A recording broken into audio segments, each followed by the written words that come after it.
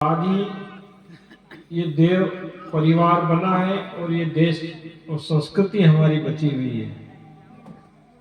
हम आपको धन्यवाद देते हैं। ये कार्यक्रम का जो इतना बड़ा मंच पांडाल लगाया, इतनी बड़ी व्यवस्था है, मालवीय जी ने, कई और भी टीमें विचारों ने सब किया है। ये क्यों किया है? कहीं इनका घर का कहीं पावना पाई का थोड़ी काम है कि भाई इनके घर का कोई काम है। इनकी पीड़ा है कि इस गांव में भी सब भाइयों को सद्बुद्धि आए, सही राह पर चले, जीवन के उद्देश्य को समझे, जीवन क्यों मिला है, जीवन हमारा कैसा होना चाहिए, क्या खाना चाहिए, कहाँ रहना चाहिए, कैसे जीना चाहिए, तौर तरीके, मानव जीवन की गरिमा का व्यक्ति को भान होना चाहिए। इस भाव को लेकर इन्हें इतना बड़ा खर्च किया है, सब मिलके, सब कुछ चंदा लेकर, पर पुरुषार्थ तो 2-4 भाइयों ने किया है। तो मालवीय जी को भी धन्यवाद देते हैं कि गुरु जी का काम को आगे बढ़ाने के लिए उनने और उनकी टीम ने इतना शानदार प्रयास किया। आदरणीय मालवीय जी को भी प्रणाम। हमारे भाई साहब हीरालाल भाई साहब खंडवा से हैं। ये दिखने में अभी भी युवा है, लेकिन इनकी उम्र हमारा जीवन काल है, इतना इनको मिशन का अनुभव है, इतने कार्यक्रम कर चुके हैं ये, तो हम इनको भी हृदय से धन्यवाद देते हैं। आदरणीय हमारे अंचल बाबूजी कृषि विस्तार अधिकारी थे, रिटायरमेंट के बाद में दोनों पति पत्नी गुरु जी के काम के लिए जहां को खबर मिलती है, जहां जैसा मौका मिलता है। अभी सुबह से कलश यात्रा में इनके यहाँ से भाभी जी भी आए थे और हमारे सोलंकी जी हैं और भी हमारी टीम है, हमारे भाई साहब सभी टीम लगी हुई है। हमारे कुमरावत जी शिक्षक हैं, ये भी जैसे इनको अवसर मिलता है संडे के दिन गुरु जी को दे देते हैं। और भी हमारे भाइयों ने अच्छी मेहनत की है। तो आइए उस भगवान से प्रार्थना करें, भगवान से अभ्यर्थना करें, भगवान हमको ये जीवन का बोध हो जाए कि जीवन क्यों मिला है, जीवन जीने की कला आ जाए, जीवन कैसे जीना चाहिए, जीवन का बोध हो जाए, जीवन ये हमको भगवान ने दिया, इसका सदुपयोग हो जाए, जीवन का सही कामों के लिए नियोजन हो जाए।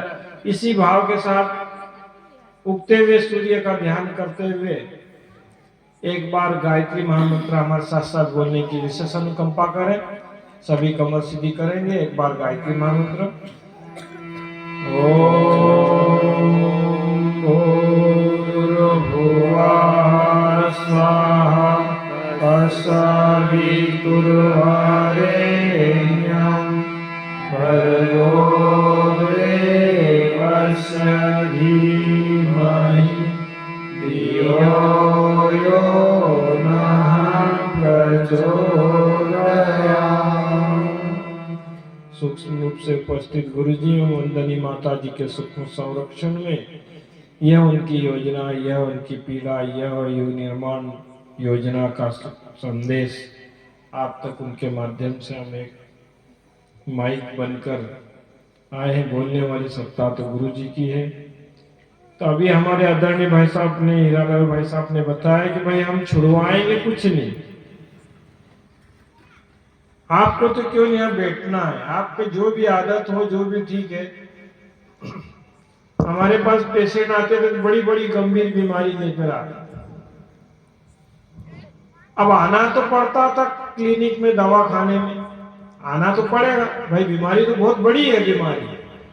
पर हमने कहा कि आओ तो सही। आने के बाद में भैया बीमारी आपके, हम एक गोली दे रहे हैं, इसको खाओ, भले आपके एक दिन में ठीक नहीं होंगे पर इसको खाओ तो सही। जब आप भगवान के साथ में, भगवान के काम में, भगवान की योजना के साथ भगवान के काम को अपना काम समझकर करने लगेंगे तो पेशेंट को धीरे से वो दवाई देते हैं और जब असर करती है तो ऑटोमेटिक वो छूटने लगती है। हम ये नहीं कहते कि आप दारू छोड़ो भैया, कहीं तो ऐसे चमक जाते हैं, कहीं तो ऐसे डर जाते हैं, कहीं तो ऐसे भयभीत हो जाते हैं, कहीं को तो ऐसे लगता है कि भैया वहां गए तो पीले कपड़े पहना देंगे, फान लेंगे। नहीं भाई साहब, हम कौन फानने वाले, वो तो सब गुरु जी की योजना है, वो सब करवा रहे हैं हमसे। तो हमारी जहां तक भी आवाज जा रही है, उनसे हमारा आत्मिक निवेदन है कि आप आ जाइए, देखिए, सुनिए तो सही है। और हजारों लाखों लोगों ने आज व्यसन मुक्त हो गए, छोड़ दिए, और आज उनके घर परिवार शानदार तरीके से चल रहे हैं। कई बच्चे नौकरी करने लग गए, कईयों को सरकारी नौकरी लग गई, और घर बढ़िया शानदार पक्का मकान बन गया। नहीं तो क्या है, खाने पीने में तो अब देखा है कि कितना खर्च बर्बाद होता है, पूरा पैसा खत्म हो जाता है। बेचारी बहनें बहुत परेशान होती है। तो हम उनसे भी निवेदन कर रहे हैं कि जो चार पाई पे टीवी के माध्यम से मुंबई के देवी देवताओं को देख रहे हैं, वो भी आ जाएं। हम आपको विश्वास दिलाते हैं कि आपका 1-1.5 घंटे का कार्यक्रम जो रहेगा, आपका व्यर्थ समय नहीं जाएगा। आप आ जाइए, उनसे भी हमारा निवेदन है। जो चार पाई पे आनंद ले रहे हैं, ठंड का आनंद ले रहे हैं, उनसे भी निवेदन है कि आप ये 3 दिन के लिए तो बैंक खुला है, भगवान का 3 दिन के लिए बैंक खुला है, इसमें पैसा जमा करवा दीजिए। पैसा कौन सा? धन रूपी, अध्यात्म रूपी धन, ये जमा करवा दीजिए। एक गांव में एक जवान आदमी शांत हो गया, शांत हो गया तो झाड़ उनके घर के आंगन में था।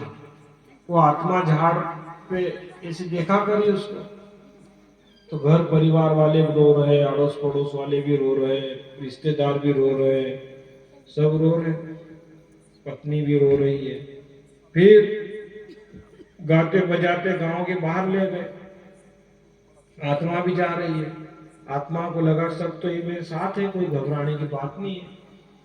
जा रहे, गांव के बाहर से उसकी पत्नी वापस आ गई, बाकी के उसका लड़का वगैरह जो भी है परिवार के सब और रिश्तेदार सब गए, घाट तक गए।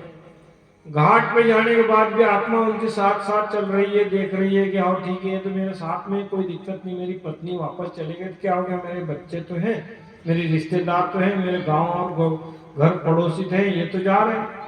अब घाट पे ले गए, घाट पे ले जाने के बाद में 100 रचा गया, 100 पे सुलाया गया, लिटाया गया और अग्निदाह किया गया, आग लगा। आत्मा देख रही है, ठीक है, शरीर तो जाएगा, कोई दिक्कत नहीं, आत्मा वहां देख रही है। अब सब है, रिश्तेदार भी है, नातेदार भी है, पड़ोसी भी है, मोहल्ले वाले भी सब है। आत्मा को लगा चलो ठीक है साहब। आग लगाने के बाद में थोड़ी देर बाद में सब वापस आ गए। 2-4 भाई लोग थे साड़ी समेटने के लिए, साड़ी समेटने के लिए 2-4 भाई थे। तो साहब आत्मा को लगा चलो ये सब तो चले गए, पर ये 2-4 भाई लोग तो हैं, कोई बात नहीं, अभी भी उसको हिम्मत है, 2-4 भाई लोग हैं। फिर साड़ी समेटने के बाद में 2-4 भाई लोग भी आ गए और आत्मा अकेली शमशान में, साए साए की आवाज आने, उसके कुकर्म डराने लगे उसको, उसने जो गलत कर्म करे डराने लगे, परेशान हो गए, वो आत्मा परेशान हो गई, व्याकुल हो गई, कहां जाए क्या करे, क्यों कि उसके कुकर्म उसको डराने लगे थे।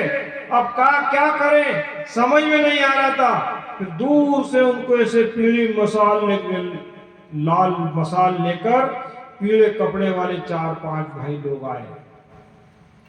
देखा यार कौन आ रहे हैं, आत्मा को लगा कि चलो ठीक है साहब, वही तो दिखा, और थोड़े से पास में आए, थोड़ा सा और दिखने लगा, फिर थोड़े से पास में आए, फिर आत्मा को शांति मिली कि हाँ, उसको लगा कि आप कोई न कोई आ रहा है। आत्मा ने पूछा कि क्यों भाई तुम कौन आए थे? तो 4-5 पीले कपड़े वाले भाई ने कहा कि क्यों तुम हमें जानते नहीं हो? बोले नहीं जानता यार, और हम वही तो है कि जो तुम्हारे ये यज्ञ हुआ था, पंचकुंडी यज्ञ, और तुम 3 दिन तक यज्ञ पे बैठे थे, आहुतियां दी थी और बढ़िया तुमने सहयोग किया था।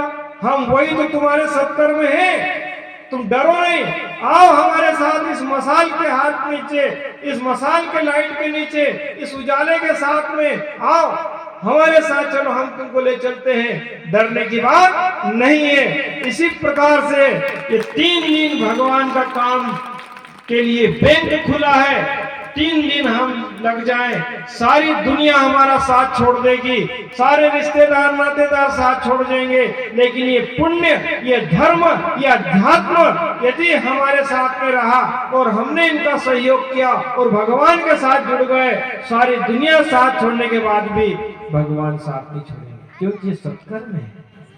सत्कर्म रूपी ये भगवान का जो खेत में आज बोएंगे, ये कहाँ काम में आएंगे? जब सारी दुनिया चले जाएगी वापस, तब ये काम में आएंगे। कई लोग कहते हमने इतना पैसा कमा लिया, धन कमा लिया, वैभव कमा लिया, इतनी शान शौकत कमा ली, क्या ऊपर जाएंगे? क्यों जाएंगे? क्या नहीं। गुरुजी एक जगह बोलते हैं, पैसा कमा लो, ये भी जाएगा साथ में।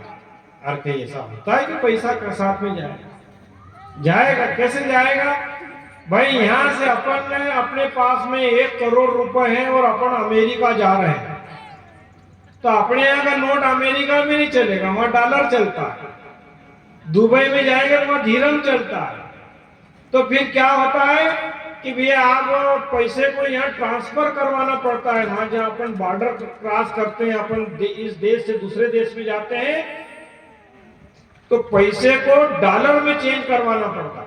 वो डॉलर में चेंज होता है और डॉलर वहां चलता है। फिर ये अपने यहाँ का पैसा नहीं चलता, डॉलर चलता है, धीरम चलता है। ऐसे ही ये यहाँ का पुण्य, यहाँ का पैसा यदि हमने भगवान के काम में लगा दिया, यहाँ का समय हमने भगवान के काम में सौंप दिए, यहाँ का पुण्य भगवान को समाज के लिए हमने लगा दिया, तो ये कहाँ हो जाएगा? ये वहां जाएगा परिवर्तित होके, कहाँ? स्वर्ग में। वहां जाके हमको उसका लाभ मिलेगा।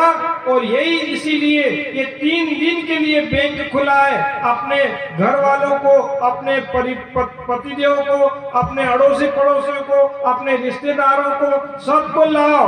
और सबको लाने के बाद में इस बैंक में 3 दिन के लिए जमा कर दो, जीवन धन्य हो जाए।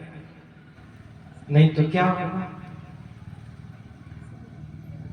84 लाख भगवान ने कंपनियां बनाई, ये मानव तन दिया है, मानव जीवन दिया है। ये क्यों दिया है? एक ने पूछा कि क्यों भगवान आप भेदभाव करते हो? पशु पक्षी को, गाय बकरी बैल को देखा होगा तुमने कि